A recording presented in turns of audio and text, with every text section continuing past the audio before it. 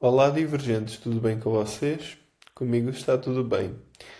Bem, eu gostaria de fazer um disclaimer sobre o último vídeo e o último vídeo é um vídeo que eu fiz mais na brincadeira, claro. Hum, É uma espécie de uma sátira àqueles conselheiros românticos do YouTube que de conselheiros românticos não têm muito. Mas enfim, espero que vocês tenham rido. Essa foi a intenção.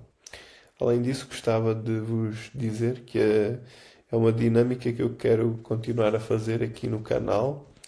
E, bem, hum, enfim, eu estou-me a lembrar do vídeo e só me apetece rir, mas pronto.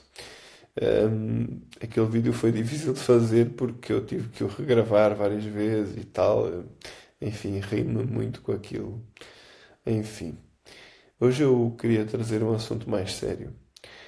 Além disso, eu gostava de vos dizer que eu não sou psicólogo, muito menos isso.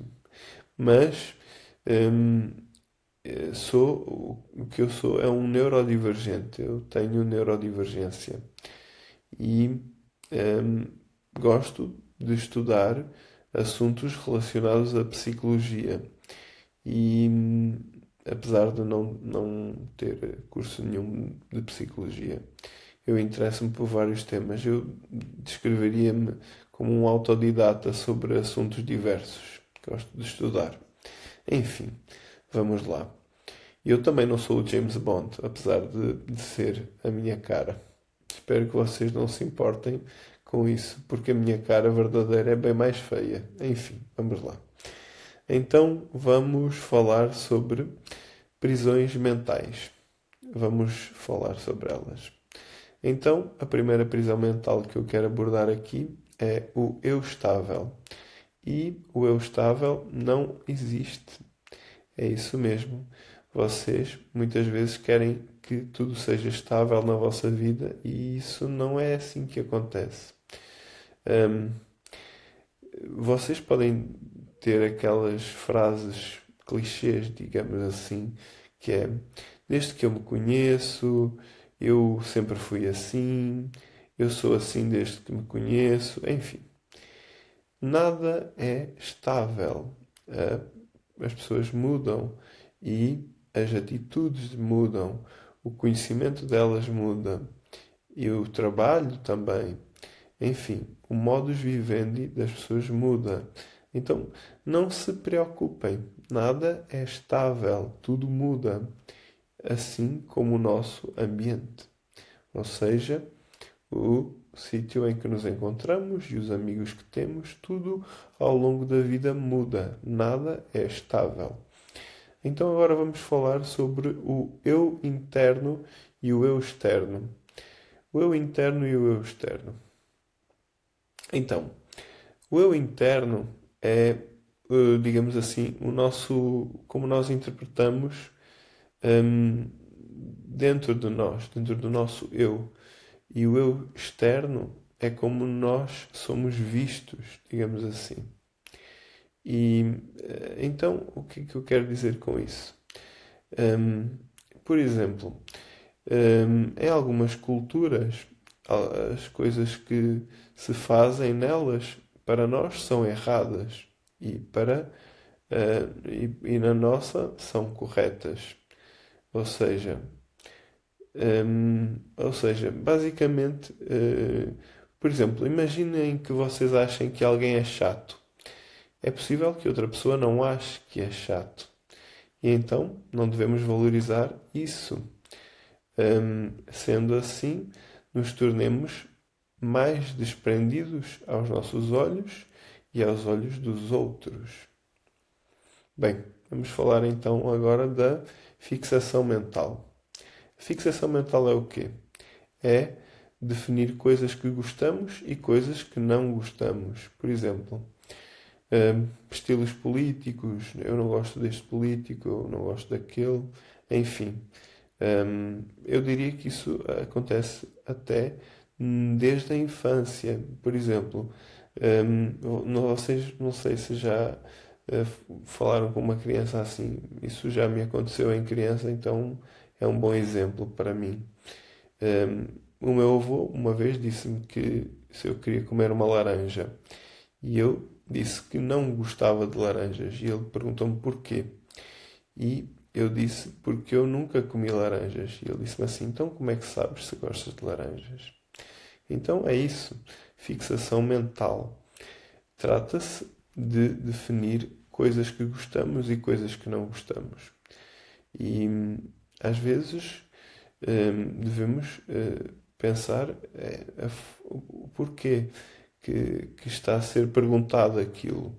Ou seja, uma religião, quando é criada, ela tem uma perspectiva positiva inicial.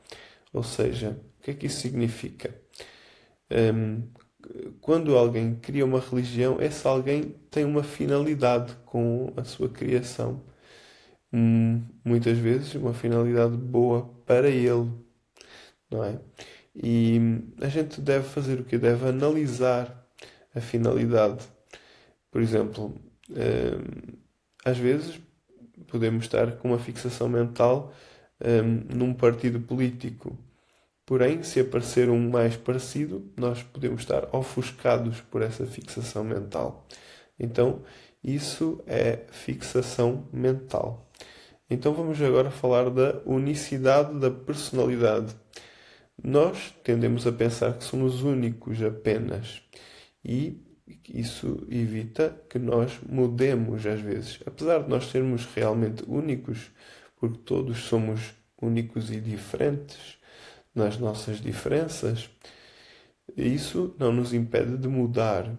E não mudar, na verdade, nos torna vítimas das nossas atitudes. Nós temos que ter direito ao contraditório. E isso é algo realmente proveitoso. E assumindo que até a minha opinião sobre este tema pode estar errada, e refletir e ter autocrítica é extremamente valoroso para nós. E então, por último e não menos importante, é que nós e os outros somos diferentes. Tendemos tudo a separar em amigos e pessoas que não gostamos, porém, devemos refletir sobre isso. Todos nós, de alguma forma, seres humanos e biológicos, somos iguais ou parecidos, digamos assim. E estamos todos no mesmo barco, no mesmo planeta. E queremos todos, de alguma forma, agir positivamente. E isso significa o quê? Mesmo que uma ação de outra pessoa não nos pareça positiva, para essa pessoa ela parte sempre de uma perspectiva positiva, nem que seja para a própria pessoa. Então, basicamente, estas são as prisões mentais que as pessoas têm, que são inconscientes, na maior parte das vezes, e que muitas vezes impedem de ver o outro lado da moeda. E isso é muito importante, ver o outro lado da moeda e conseguir, basicamente, de forma a saber que elas existem, torná-las conscientes para que nós possamos evoluir como seres humanos e também compreender as diferenças dos outros e até, como eu disse naquele vídeo, ajuda a respeitar as neurodivergências, ou seja, não ter uma fixação mental ou enfim, acho que vocês já perceberam. Bem, este vídeo fica por aqui. Espero que vocês tenham gostado e tirado valor dele. Bem, tchau.